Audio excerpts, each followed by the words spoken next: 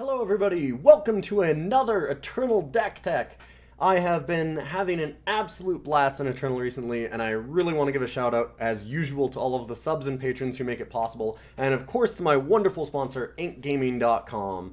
I saw a deck recently that this deck is based on. I just want to jump right in, because I'm just so excited about this one. And they were playing 5 colors and went really deep, but they had an interaction in there that I really liked. And I decided to build around that and do this deck. And the very first game that I used this deck, this happened. So what happened here is that I started this turn with Great-Kiln Titan. I drew Learned Herbalist, fixed for Invoke, hit Royal Guardian, went up to 25. I was at 10 life at the start of this turn. 10 life from Great-Kiln Titan. And that's what I ended on. You can imagine then my opponent actually wiped my board right after this.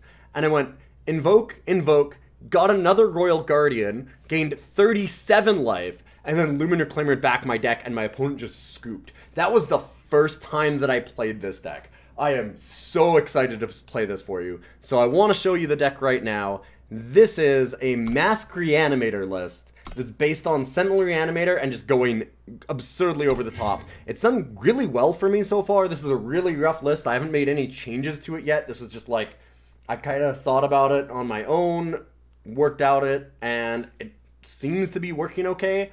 The idea is, I mean, as you can imagine, to do Sentinel Reanimator, but also to combine it with Mask and some like insane life game and graveyard strategies. So what we're trying to do is, if you've never seen the Reanimator decks, they used to run things like Nocturnal Observer so that you could discard big titans like Great-Kiln Titan and Heart of the Vault, and then get them back with Stirring Sand. So you'd have ways to get a bunch of Sentinels out of your Void, especially Great-Kiln Titan is just absurd on 4, and then you combo off that way. Once you had the most recent sets come out, you had Back Alley Delinquent, and even more notably, Learned Herbalist. We've actually done this before. We had just a straight Praxis Reanimator list. And because you can discard a card with this, you no longer really need the Nocturnal Observer like Primal Splash. So you would just use Learned Herbalist, discard Great-Kiln Titan to that, and then Stirring Sand. Well, we've made it so that we're kind of combining a couple of ideas. We've got the Back Alley Delinquent, so we can discard, and Learned Herbalist, so we can discard Great-Kiln Titans, Royal Guardians, and Infernal Tyrants. But on top of that, we also have Sporefolk to fill them into the Void, and we have Wingbrewer as one to do it as well. So you can pay 2 and essentially get, like, kind of a Quarry. You discard one card, draw the other. It doesn't get cheaper, but it's still kind of useful that way. Not sure about Wingbrewer. That's one that I'm just kind of testing out. I'm using it because it also plays 3/1/1 Vampire Bats. And the lifelink on those is kind of important. I'll get to that in a minute, all the lifesteal. Same with Infernal Tyrant. You might be going like, what the heck? This is running Royal Guardian and Infernal Tyrant and no Heart of the Vault? I'm trying out Infernal Tyrant, because I want to try and see if we can get some insane swings. But the idea is that it also runs Mask of Torment, so you can actually just ramp your way into Royal Guardians and Great-Kiln Titans, instead of also just having to reanimate them. And you gain a lot of life off of Learned Herbalist in particular, so it leans really hard on Learned Herbalist. But it's kind of cool that way. And this is why Wingbrewer is there, because the lifesteal is going to help with Mask of Torment. Same with the Infernal Tyrant, right? Lifesteal, dealing 2 damage to each of your other units. Mask of Torment can become really powerful that way. A lot of the rest of the deck is just going to be like ways to enable this and a little bit of removal. So we've got like Annihilate and we have Banish. I'm splitting them 2 and 2. There's lots of other removal spells that you could have here. You could have Torches or Purifies. You could have Death Strikes. You could go for In Cold Blood if you really found a lot of Justice cards. Generally don't think In Cold Blood is necessary right now, but that's something that you certainly could do. So there's a bunch of different options that you have, but I'm just kind of trying out some numbers here right now. As you play with this deck, you might want to try and move those around yourself.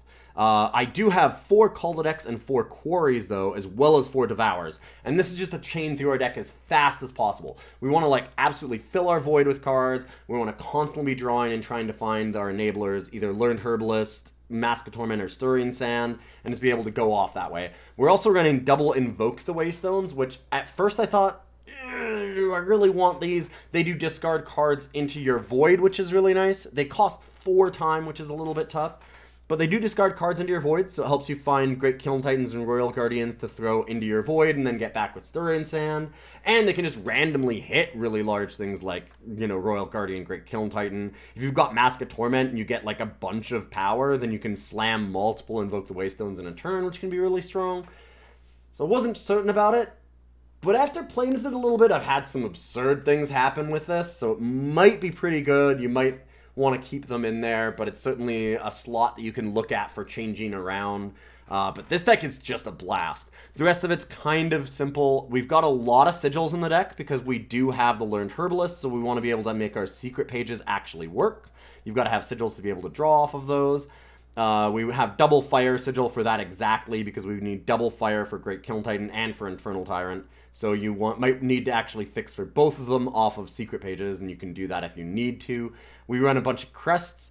I'm a little bit less on Crest of Chaos because we don't need too much fire, only 2 for Infernal Tyrant and Great-Kiln Titan. And even then, most of the time you're going to be trying to Stirring Sand them back, so you might not need any fire at all.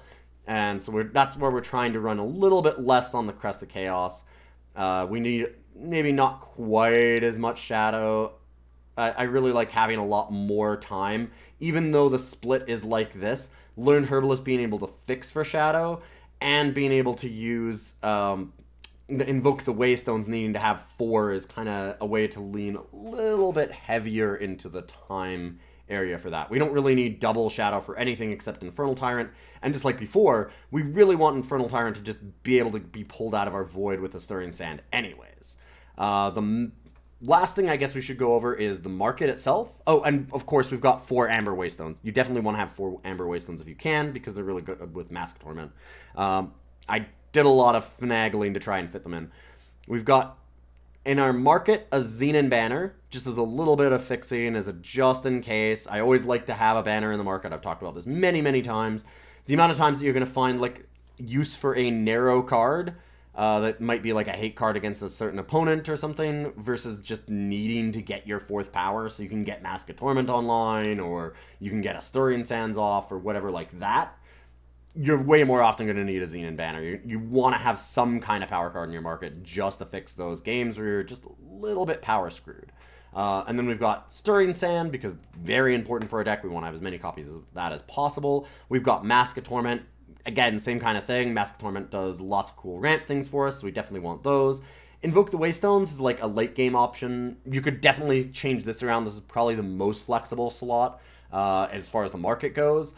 You might want to have like a Passage of Eons or more removal like a Banish or something. Maybe a Zindel if you're having trouble ending games. Probably won't need that. We've got a lot of game ending cards, but things like that could certainly be a possibility. Invoke the Waystones is already a game ender itself. That's what we're trying to do it, but I thought it was really fun, so I've slammed that slot in there. Lumen Reclaimer is, I don't normally like Lumen Reclaimer, but in this deck, I managed to go the first game that I ever played with it. Like I said, I went down to like 10 cards left in my deck really fast. So you might want a Lumen Reclaimer just to make sure that your opponent can't stall out and manage to kill you just because you ran out of cards. Using things like Invoke the Waystones a lot when you have Mask Torment, you're like 40 power or something. You can really end up having some major problems of like invoke, trying to find ways to kill people, and you end up just milling all of these instead, discarding them, and hitting like power cards or other things that aren't super useful, maybe more draw, like more quarries and Cull decks, and it gets a little bit awkward.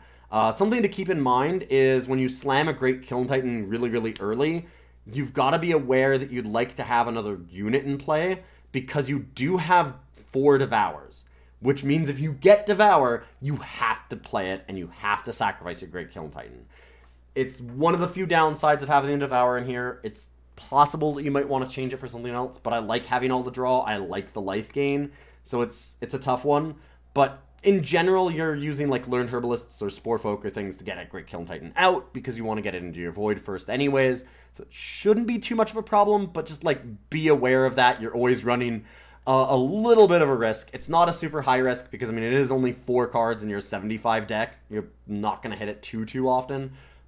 But just remember, it is certainly a possibility. Same with Annihilate. Annihilate can also just nuke your Great-Kiln Titan, which might be an argument for doing something like a Banish or something instead. But those are some possibilities that can happen, so playing Great-Kiln Titan on its own always carries a little bit of a risk with it. In any case, let's jump in there. I'm excited to show off these games, and we'll see you for the actual matches.